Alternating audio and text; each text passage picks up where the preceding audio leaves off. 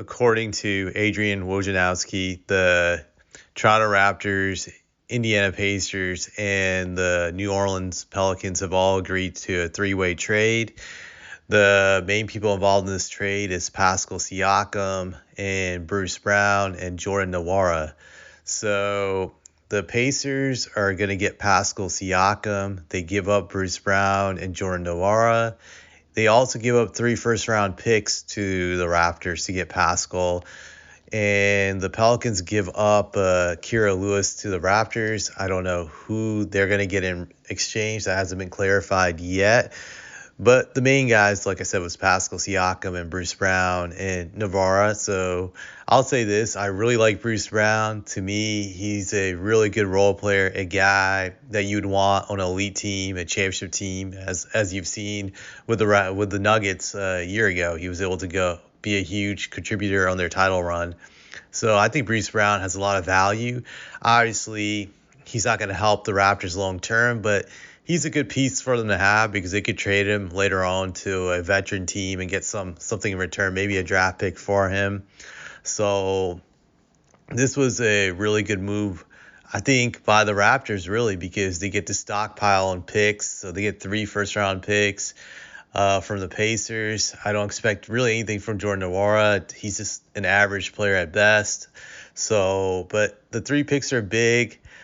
To me, it really says a lot about Indiana that they feel that they could do something great. That's why they made this trade for Pascal, and they gave up 3 picks for him, which is an insane amount of picks. Pascal is a very good player, but I wouldn't say he's a great player. I look at his numbers this year. They're really good, 22.2 points per game on overall 52% from the field. His three-point shooting is terrible, 31. Not really a good rebounder, I would say, 6.3 rebounds per game. So that's, I would say, average maybe for his position, or even a little bit below average. As a power forward, I would think at least 7 to 8 boards a game would be the norm. So it's kind of like he's underperforming in that department, but he's a really good player. Like, I remember when the Raptors won their only championship about, how long ago was it? It's been a while now, it seems. I think it was, 2019 that they won it all? Yeah, 2019.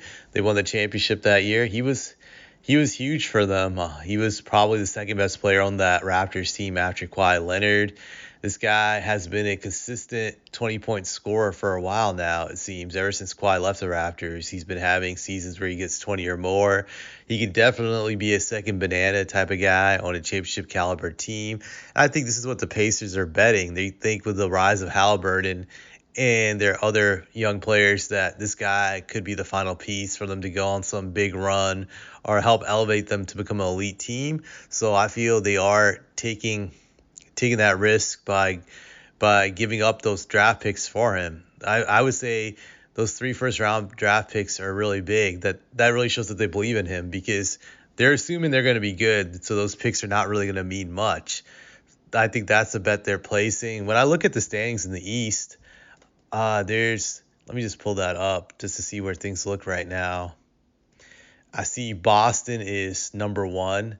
I think they're going to keep the number 1 seed bearing an epic collapse or some injury or something happening. I think they're going to keep it. Milwaukee's number 2, followed by the Sixers. I feel 2 through 7 is very close. It could hinge on a winning streak or some team getting injured. But I think all these guys 2 through 7 are really playing musical chairs right now. Depending on which team gets hot first, it could definitely change. And the Pacers are right now number 6, so it's close. Like, they get on a win streak, they could climb all the way up to number 2. So that to me is interesting. And also the last 10 games they've been 7-3, so they have really good chemistry. You add them to that team with Halliburton and just the players they have, including Miles Turner, they could be an interesting team to watch. A team that you have to look out for, and it'll be interesting. They're really betting the farm, I feel, on Halliburton being able to just take them to the next level, which I think in their eyes would be at least the conference finals. So that's the bet. We'll see if it pays off the next few years. It will be very interesting. I'm definitely going to have to see some Pacer games to see how this team meshes with Pascal, but I think time will tell if this is a good move for them. It looks like it could be, but we'll see. The next 3 years is going to say a lot about this move, I feel. And that's about it.